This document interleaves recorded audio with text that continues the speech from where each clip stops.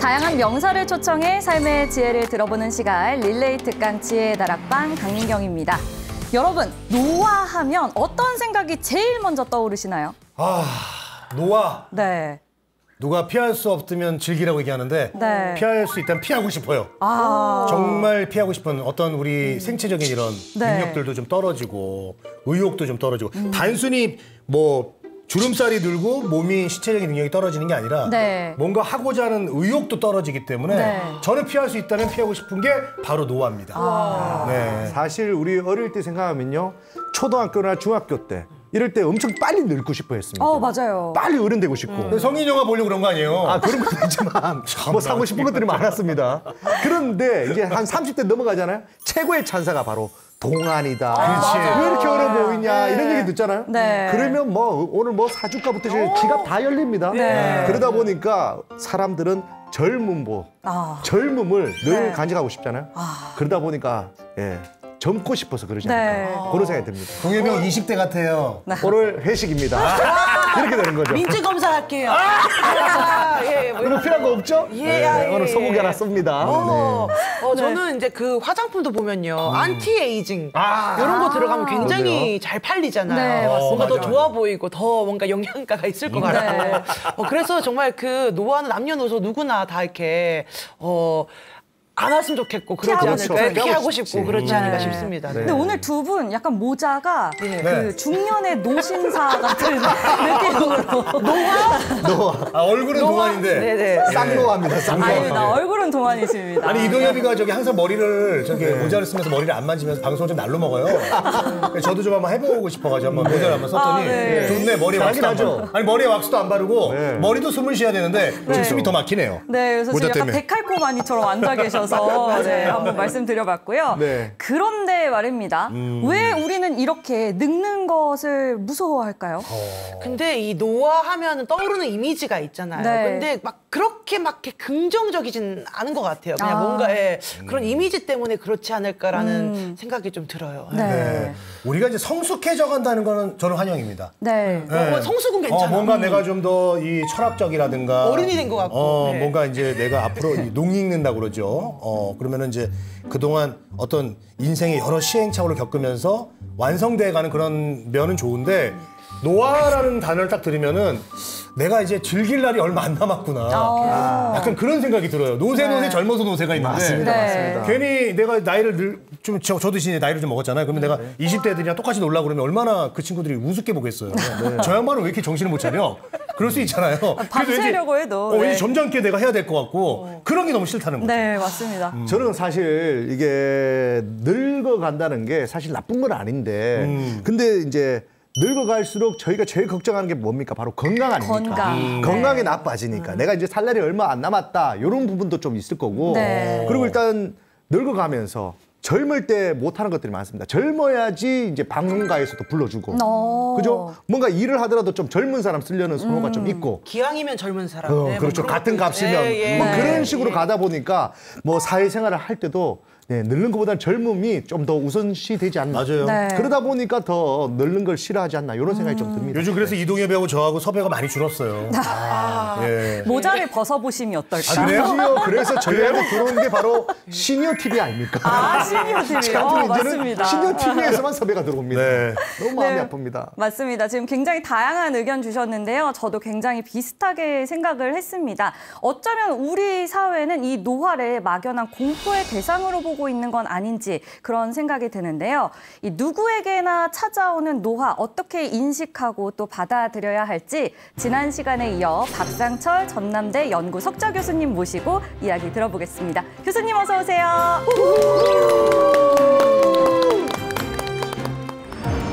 어떻게 하면 당당하게 늙느냐 이런 표현을 한번 이제 해봤습니다. 우리가 이제 이 당당하게 늙는다는 표현을 할 때는 다른 동물하고 정말 완전히 차이가 나는 것이 뭐냐? 우선 서서 걷는다. 그리고 불을 사용한다. 또 그다음에 음식을 조리를 해가지고 영양을 있게 먹는다. 그다음에 말과 문자를 가지고 있다. 이것이 인간이 다른 동물하고 전혀 다른 것인데 가장 본질적인 차이는 무엇에 있느냐? 인간만이 유일하게 죽음을 매장을 해요. 이 죽음이라면서 일시적인 것이라고 생각했다. 그러다 보니까 인간한테 처음으로 다른 어떤 동물에도 없었던 과거, 현재, 미래라는 것이 인간을 가지게 돼요. 늙으면은 죽는다. 노화라는 것은 죽음으로 가는 길이다. 이렇게 사람들이 다 이야기를 하고 있어요. 자, 그러면 우리가 어떤 가정을 해볼 수가 있냐? 자, 늙으면 잘 죽느냐? 이거 실험 한번 해보자. 어떤 상황에서 세포가 죽는가? 늙은 세포가 잘 죽어야겠지. 네. 젊은 세포는 안 죽어야겠지. 네. 근데 결과는 전혀 반대로. 젊은 세포는 쫙 죽어가는데 늙은 세포는 안 죽더라.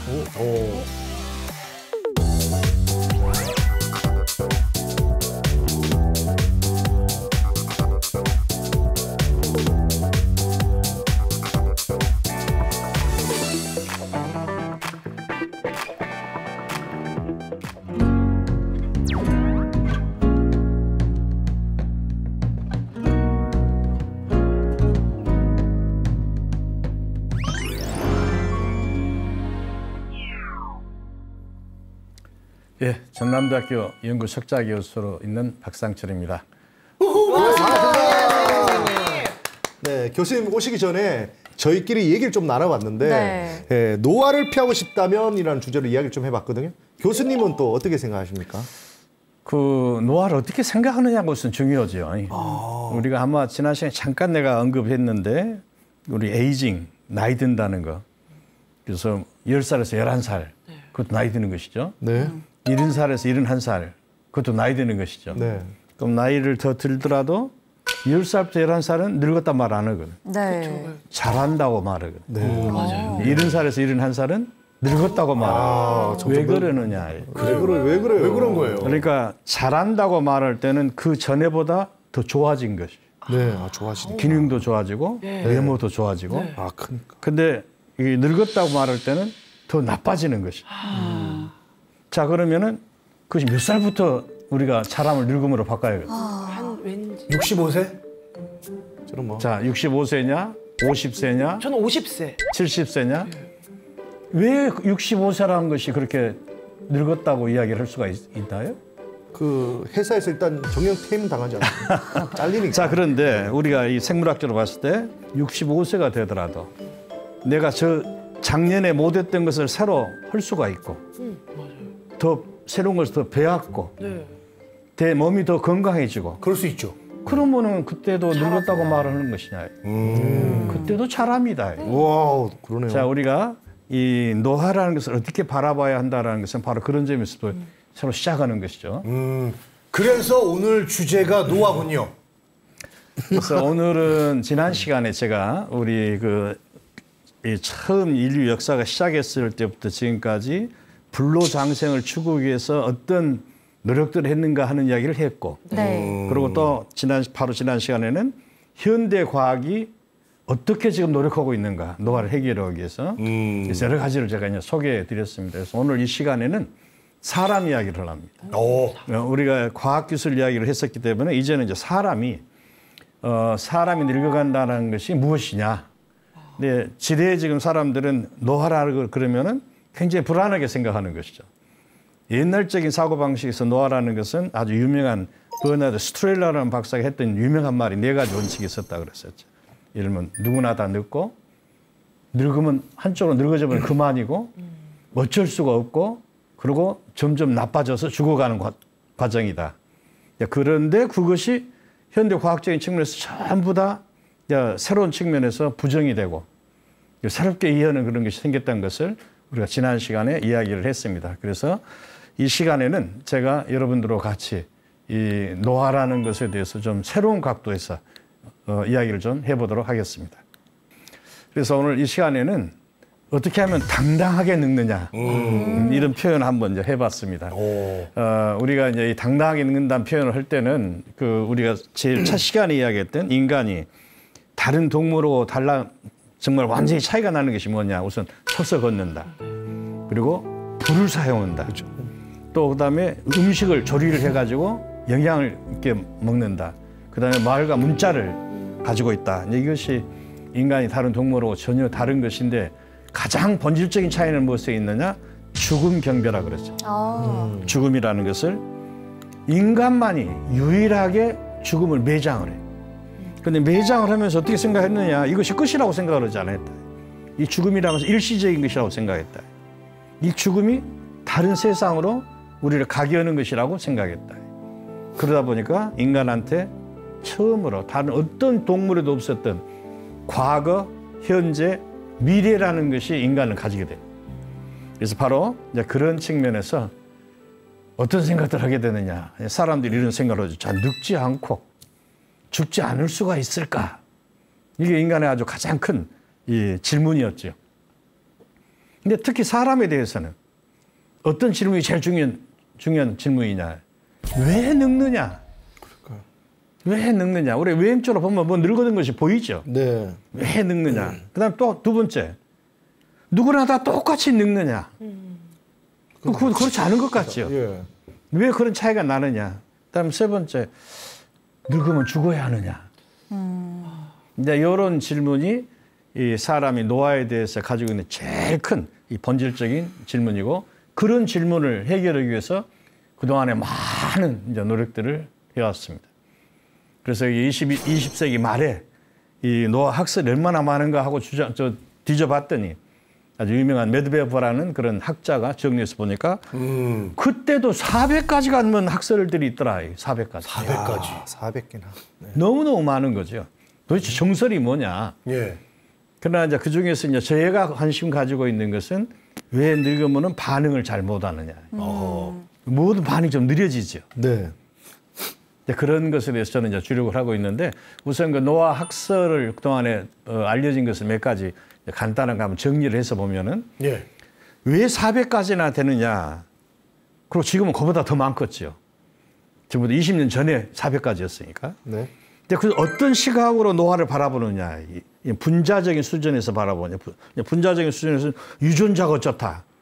유전자가 고장이 났다. 유전자가 조절이 잘 안 된다.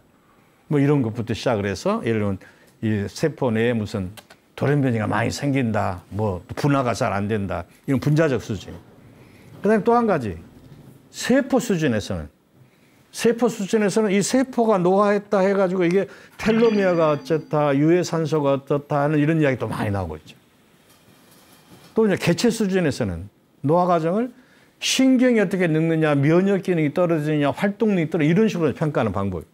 그것에 따라서 노화를 바라보는 시각이 전혀 다르고 가장 큰 것은 진화론적인 측면에서 우리 생명이라서 쭉 진화해서 왔다고 지금 우리가 알고 있죠. 자, 노화도 진화되는 그 결과에 의해서 생긴 것이냐, 늙는다는 과정이 돌연변이냐 축적이 돼서 어떤 새로운 변화가 생기기 위한 것이냐, 아니면은 이 늙는다는 그 과정이 젊음하고 어떤 빠타한 것이냐, 여러 가지 그런 아주 재미나는 이제 학설들이 있습니다. 그래서 생물학적으로 이제 노화 이론이 뭐냐 그러면은 너무 많죠. 그래서 우리 한 말이 딱 그럽니다. 아직도 결론이 없다. 결론이 없다라는 이야기는 뭐냐? 우리가 지금 노화를 어디를 그 상대하고 있냐? 코끼리 봉사가 예를 들면 그 맹인이 코끼리 만지기, 꼬리 잡는 사람, 다리 만지는 사람, 허리 만지는 사람, 코 만지는 사람 전혀 다른 세상 생각을 하듯이 노화라는 본질에 따로 있는데 보는 사람에 따라서 시각이 전혀 다르더라. 그래서 저것을 완전히 그 정리한 그런 노화 학설은 아직 없습니다. 자, 그 이야기는 무슨 이야기냐? 우리 노화를 잘 모른다는 이야기. 우리 아무리 뭐 학자가 뭐 많은 연구를 하고 저도 뭐 많은 그 공부를 했다 하지만은 노화가 뭐다고 아주 결론을 딱 저도 좀 내릴 수 있는 그런 상황은 아니다. 자, 그러면 구체적으로 사람의 노화를 어떻게 연구를 하느냐? 사람이 도대체 늙었다 하는 것을 어떻게 연구하느냐? 제일 먼저 하는 것은 횡적 비교. 그러니까 젊은 사람, 늙은 사람. 연령별로 이렇게 비교하는 거예요. 이게 젊은 집단, 늙은 집단에서 어떤 차이가 나느냐. 그렇게 해서 우리 또 비교할 수가 있죠. 네. 근데 이렇게 해서 비교를 하게 되면은 그 차이는 우리가 알게 되는데 그 차이가 왜 생기는가를 잘 모르게 돼요. 그래서 그 다음에 나오는 방법이 뭐냐. 종적 관찰 연구라 해가지고 예를 들면 이제 20살, 30살, 40살부터 쭉 추적해 가는 거예요. 같은 집단 사람을. 그럼 그 사람을 10년, 20년, 30년, 40년 이렇게 추적해 가는 거예요. 저종적 관찰 연구로 해가지고 사람을 쭉 시기별로 몇십 년을 딱 추적해서 나오는 노화의 답은 원인과 결과를 우리가 알 수가 있죠. 또 시간에 따른 변화를 정확히 알 수가 있죠. 그래서 이 종적 관찰 연구가 딱 발표되면서 노화에 대한 것이 우리가 많은 것을 새로 알게 됩니다. 그 다음 또 중요한 것은 뭐냐. 정말로 아주 장수한 분은 어떤 분들이냐. 아주 나이가 드신 분들. 자, 그러면 우리가 종적 관찰 엔드포인트가 되겠죠. 그래서 100세인. 이 100세이란 분들은 도대체 어떤 분들이냐. 우리가 100살 넘은 사람을 100세인 그러고 110세가 넘으신 분을 슈퍼센테네리안, 초100세인이라고 그러죠. 그리고 105세를 준초100세인, 세미 슈퍼센테네리안, 그리고 우리 95세 이상을 준100세인, 세미 센테네리안 이렇게 부릅니다. 그래서 이 장수인 연구에서는 95세 이상인 사람들이 연구의 대상이 돼. 95세 이하는 따지질 않아요. 젊은 사람들이에요. 그게 전부나. 그래서 인간의 노화는 이제 저런 식으로 이제 우리가 노화 연구를 하고 있습니다. 그래서 인간의 노화 연구 결과에서 제일 중요한 결과는 아까 노화 종적 관찰 연구에서 나온다 그랬습니다. 이 제일 먼저 시작한 것은 1958년도에 미국의 NIH에 있는 미국 국립노화연구소. 그 국립노화연구소가 이 볼티모어에 있는데 지역에 있는 주민들 약 한 1000명을 대상으로 해가지고 매 2년마다 신체 검사하고 인지 검사하고 뭐 기능 검사 다 해가지고 검사 시작했어. 그래가지고 제일 첫 번째 리포트를 낸 것이 10년 뒤에 처음 리포트가 나. 그다음 20년 뒤, 30년 뒤에 그래 1958년도에 시작해가지고 1968년, 78년, 88년 하면서 결과가 나왔는데 이 결과가 딱 나와서 보니까 우리가 알고 있었던 지금까지 노화에 대한 많은 것이 잘못된 것이었다. 그래서 오늘은 이제 이 노화 종적 관찰 연구에서 결과 보고된 노화의 제일 중요한 포인트 몇 가지를 여러분들한테 말씀드리도록 하겠습니다. 제일 첫 번째는 심장입니다. 심장이 늙으면은 이 고령화가 되면서 이것이 기능이 다 떨어진다라고 생각을 했어요. 근데 반드시 그렇지는 않더라요. 심장이 굉장히 나이가 들어가면서 그 상황에 맞춰서 적응해 가더라. 그래서 심장이 적응하다는 걸 처음 알게 돼. 두 번째가 뭐냐, 콜레스테롤. 여러분이 콜레스테롤이 뭐 나쁘다는 이야기를 우리 많이 알고 있죠. 근데 콜레스테롤은 나이가 들면 많아져가지고 저는 나이 들어서 나쁘다 이렇게 생각했는데 그게 아니더라. 콜레스테롤은 나이에 상관없더라. 젊은 사람도 콜레스테롤 나쁘면 심혈관 질환이 되더라. 그렇죠. 예.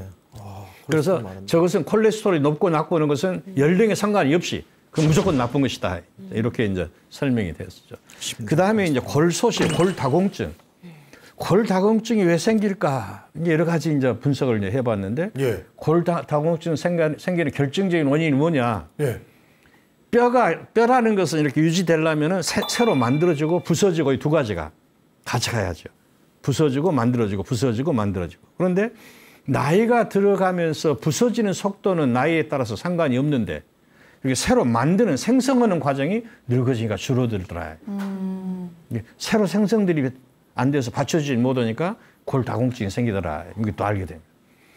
그 다음에 이제 관절염입니다. 나이가 들면 관절염이 많다고 돼 있죠. 네.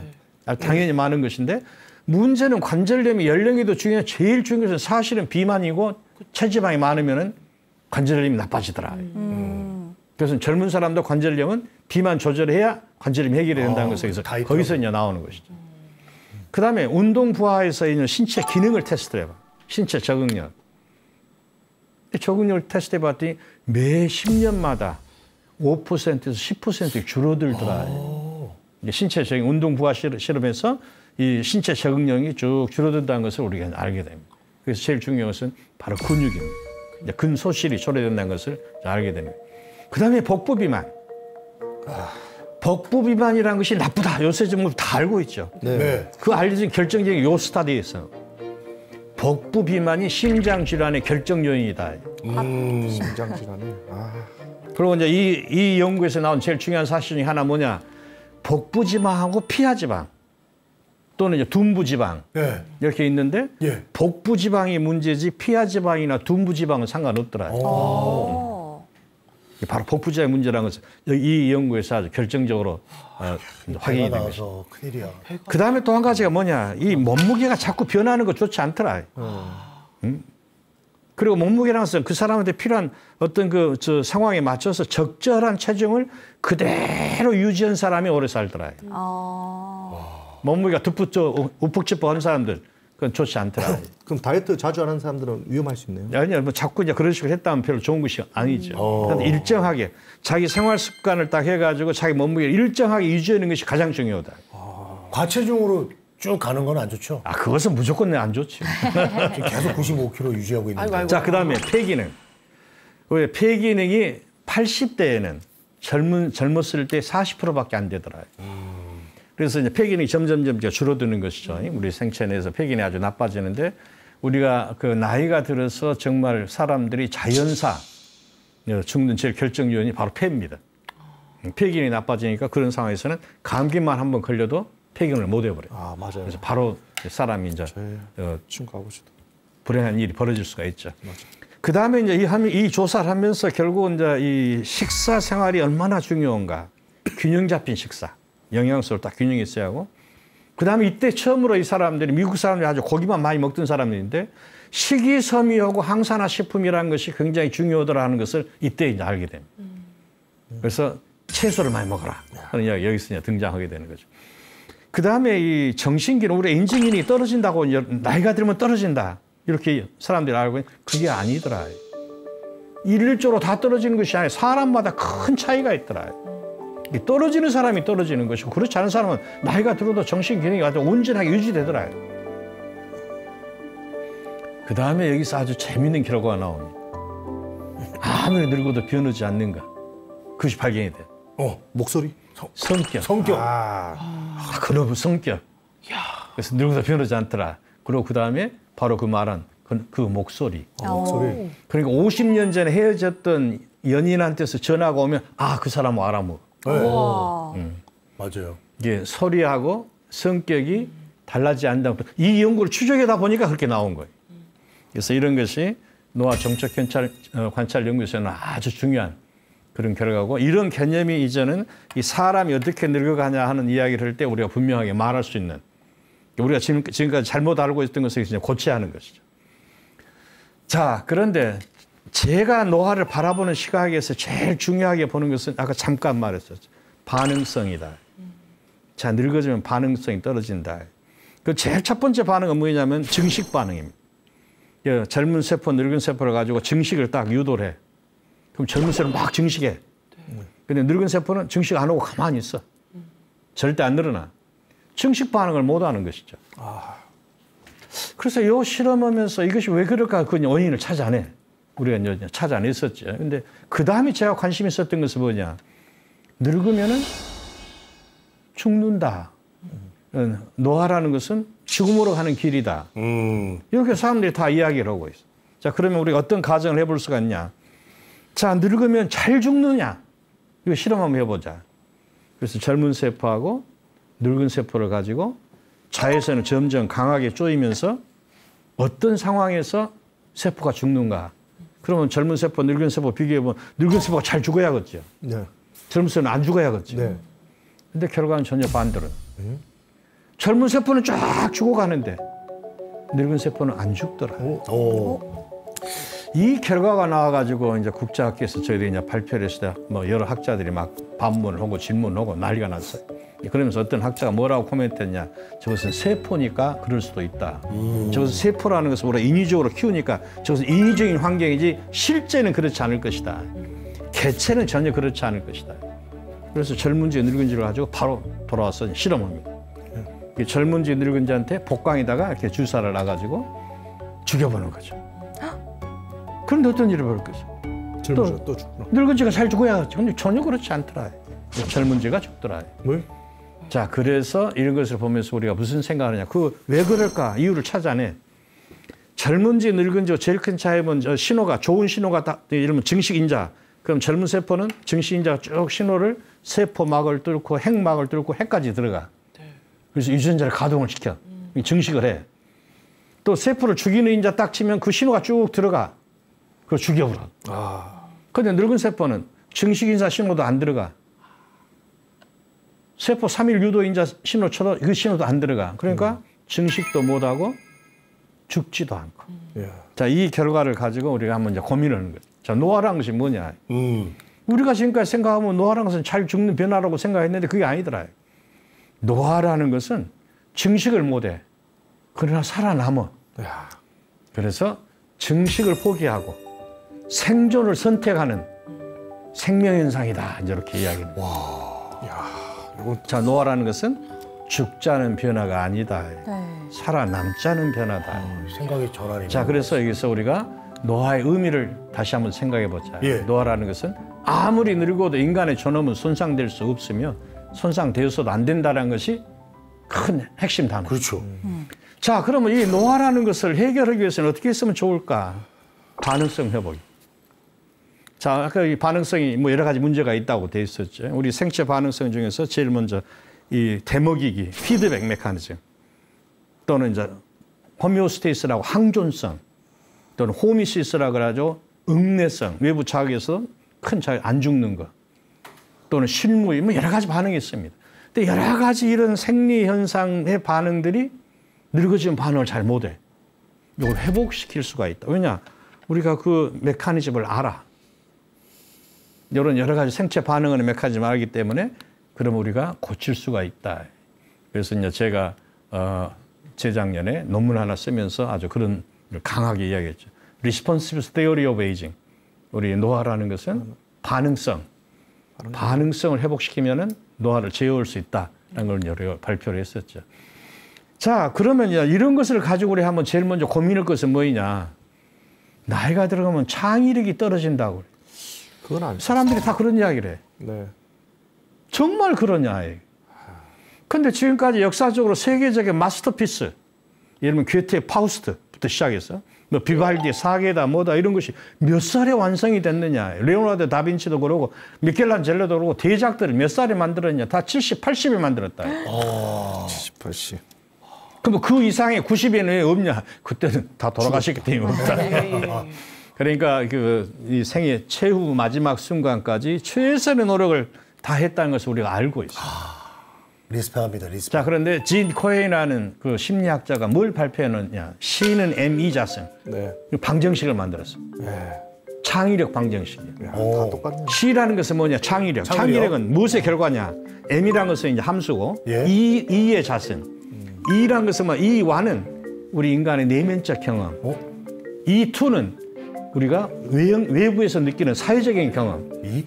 인간의 내부적 경험과 사회적 경험이 이렇게 상승해가지고 그래가지고 창의력이 나온다. 자, 저 이야기는 무슨 이야기냐? 사람이 나이가 들면 들수록 내부적 경험, 외부적 경험이 다 많아지는 것이다. 저 이야기는 다시 말해서 뭐냐? 사람이 나이가 들면 들어갈수록 창의력도 높아지게 돼 있다. 더 높아지고. 근데 그걸 우리 사람들이 이렇게 생각을 못 하고 있다. 자, 그래서 이제 이런 그 상황에서 우리가 나이가 든다는 것이 무엇이라는 것을 다시 한번 이제 생각을 하는데, 초장수 시대가 되면서 이제 이 정말 사람의 나이가 들어서 죽는다라는 이야기를 할 때, 예를 들면 나이가 들어서 예를 들면 노쇠적인 어떤 상황이 아주 길면 길수록 그것은 좀 우리한테 굉장히 부담이 되죠. 개인한테도 부담이 되고 또 사회적으로도 부담이 되고. 그래서 이것을 우리가 어떻게 극복할 수가 있겠는가. 그래서 이 나가노라는 것이 지금 일본의 최고 장수 지역이에요. 일본에 47개 현이 있는데 옛날에는 오키나와가 제일 장수 지역이었지만 지금은 나가노가 장수 지역. 오키나와 장수 지역은 완전히 몰라 그랬어요. 근데 이 나가노는 장수 지역으로 이제 등장을 해. 나가노의 프로그램이 뭐냐? 바로 나이가 들더라도 팽팽하게 살다가 죽자, 탁 죽자. 그래서 핑핑 코로리, 우리말은 팔팔 꼴딱이. 근데 반대가 뭐냐? 낸낸 코로리, 빌빌하다 죽는 거. 그걸 빌빌 꼴딱이라고 그러죠. 자, 우리가 팔팔 꼴딱 할 것이냐, 빌빌 꼴딱 누가 결정할 것이냐. 그것은 내가 결정하는 것이다. 생각을 바꿔가지고 우리가 헬스 에이징, 액티브 에이징, 프로덕티브 에이징, 석세스풀 이런 용어를 썼는데 이것을 좀 더 개념을 바꿔가지고 이것은 경제적인 개념이에요. 가치, 인간의 가치라는 개념에서 우리가 새롭게 우리가 이야기하는 것이 confident aging, 당당하게 늙자. well aging, 우리 순노화, 잘 늙자. 그다음에 holy aging, 우리가 거룩하게 늙자. 그러면 이제 컨피던트 에이징의 핵심 단어는 뭐냐? 공자님이 하신 말씀. 나이 70이 되면은 종심 소욕 불육으라 그랬어. 내가 하고 싶은 대로 하더라도 틀린 것이 없더라. 바로 그 나이. 이 공자님이 하신 말씀. 그다음에 웰레징, 우리 순노화라는 것은 여기도 또 논어에 나오니까 안지, 신지, 회지. 우리 편안해야 하고 우리가 믿을 수 있는 사람이 되어야 하고. 그다음에 또 하나가 뭐냐? 회지라는 것은 다른 사람이 나를 생각해야 하고 나를 알아줘야 하고. 네, 그것이 우리가 이야기할 수 있는 그런 우리 노화에서 제일 중요한 단어고, 이 홀리에이징, 거룩하게 늙는다는 것에 대한 이야기는 다음 시간에 여러분으로 또 좀 다시 이야기하도록 하겠습니다. 오늘 강의는 여기까지 하겠습니다. 네. 늙는다는 게 그렇게 무서운 일이 아니라는 게 저는 아까 교수님 말씀 중에 노화세포, 그게 어떻게 보면 생명을 유지하는 또 세포가 되는구나라는 생각이 들거든요. 그러면 어느 정도 늙어서 그걸 유지할 수만 있다면 훨씬 좋은 건가요? 그러니까 우리가 지금 이제 나이가 들면은 항상 부정적으로 봤잖아요. 그렇죠. 네. 좋지 않고 기능이 떨어지고. 근데 실제 우리 몸에서 늙은 세포는 2, 3%밖에 안 됩니다. 아무리 늙어도. 아, 그래, 그거밖에 없어요? 나머지 세포들은 정상 세포예요. 그러니까 이제 이 결정적인 어떤 노화 징후가 있는 세포들이 그렇게 많지가 않아요. 네. 우선 그래서 더 우리가 자신을 가져야 하고. 예. 거기서 이제 제일 중요한 것은 우리가 나이 들어서 죽는다라는 것은 결정 요인은 사실 심장이죠. 심장이 스톱이 돼버리면 죽는 거죠. 그죠. 근데 심장에 앞서서 죽는 것이 뇌예요. 그러니까 뇌사냐 심장사냐 가지고 학계에서 논쟁이 많죠. 이제 뇌사는 아직 다른 기능이 다 살아있어. 네. 근데 심장사가 되면 혈액순환이 안 돼버려. 네. 그러니까 모든 조직이 다 죽어버려. 네. 그런 차이가 있는 것이고, 그래서 나이가 들면서 이제 그런 질환들이 늦게 오게 해야지요. 그러네요. 자체의 노화라는 것보다도 다른 병적인 요인에 의해서 그런 이제 사고가 나서 죽으면, 그러니까 죽음과 노화라는 것은 다른 것이다. 이렇게 생각하시기 바랍니다. 근데 어느 시점이 되면은 우리가 이제 그 죽을 수밖에 없는 거는 어쩔 수 없나 봐요. 왜냐면은 건강하셨던 분들도 90세, 100세까지 건강하셨는데도 뭐 그게 그 연장해 주지는 않거든요. 어느 순간 갑자기 또 돌아가실 수가 있고. 그래서 보면은 그래서 우리가 수명이라는 게 통계가 나오는 건데, 아무리 100세시다라고 하더라도 우리 피지컬이 어떤 의료나 현대 의료 이런 거를 받아들이는 좀 한계가 있지 않을까요? 어떠세요? 그 지난 시간에 그 이야기 많이 했는데. 예, 그러니까요. 자, 예를 들면, 예. 우리 인간의 수명이라는 것이 17세기까지는 30살을 넘지를 못했어요. 예. 평균 수명이. 17세기, 18세기 하면서 막 증가해가지고 지금 80세가 넘었어. 예. 이게 앞으로도 계속 증가할 것이다. 자, 그게 한계가 있지 않을까요? 바로 이게 최대 수명. 모든 종은 한계가 있다고 우리가 믿고 있죠. 최대 네. 수명이라 그래요. 그래서 네. 인간의 최대 수명이 120세일 것이다라는 것이 학계가 가지고 있는 중론이에요. 예. 왜냐하면 가장 중요한 결정적인 요인이 122세하고 155일을 살다가 돌아가신 분이 계셨어요. 장 깔망이라는 프랑스 할머니인데 그 기록이 있었기 때문에 120살까지는 인간은 살 수 있다. 와. 이게 지금까지 이제 하나의 그 철칙이었죠. 네. 그런데 문제는 이제 이것이 바로 이제 여러 가지 도와줄 수 있는 방법들이 이제 증가해. 네. 생명 현상을 활동을 도와주고 기능을 도와주고 또 필요한 장기를 이렇게 바꿔주고 이게 가능해지니까 120세가 아니라 이게 150세로 늘어날 수 있지 않겠는가라고 이제 학계에서 이제 그 가능성을 제기한 사람들이 꽤 있습니다. 네. 그래서 점점 이렇게 이 수명 증가라는 것은 우리가 생각했던 어떤 과거의 어떤 틀에 박힌 사고에서 벗어나야 네. 많은 변화가 오르고 있습니다. 아니 근데 지금 사실 150세까지 사는 건 너무 행복할 수 있는데 노인 빈곤층이 많잖아요. 빈곤하게 막 70년, 80년 더 살기는 너무 힘들 거라는 생각이 드는데요. 바로 이제 그런 그 사회적인 문제에 대해서는 아주 심도 깊게 다른 측면에서 이야기를 해야 합니다. 다른 문제죠. 그건. 이것은 이제 이 수명이 길어지면서 생기는 그 소위 불평등. 네. 이것은 이제 남자 여자의 불평등도 있고 경제적인 불평등도 있고 네. 뭐 여러 가지 국가적인 불평등도 있고 이제 많은 것이 이제 거론이 됩니다. 그래서 그 문제는 우리가 다른 각도에서 또 논의할 그런 상당히 심도 깊게 그건 윤리가 들어가야 하고 예. 또 철학이 들어가야 하고 그다음에 사회적인 어떤 여러 가지 경제가 들어가야 하기 때문에 좀 다른 측도가 있죠. 네. 네. 건강 관리를 잘하고 노화를 최대한 막아서 잘했어. 잘 살았는데도 어떤 나이의 한계가 돼서 다음날 그냥 명무도 모른 채 수명이 다 해버리면 그것도 너무 억울할 것 같아요. 그 나는 자연 사신 분을 많이 뵙니다. 예. 네, 올해 그 100세 이상 사신 분들 이렇게 해서 난 이제 추적 조사해서 보면은 아침에 이제 자식들이 다녀오겠습니다 하고 인사하고 와서 저녁에 와서 보니까 돌아가시다든지. 그러니까요. 저녁에 그냥 안녕히 주무십시오. 그 다음날 와서 뵈니까 아침에 일어나서 보니까 돌아가시다든지. 또는 아침에 뭐 좀 기운이 좀 안 좋다 그러니 저녁에 그냥 수류를 가신다.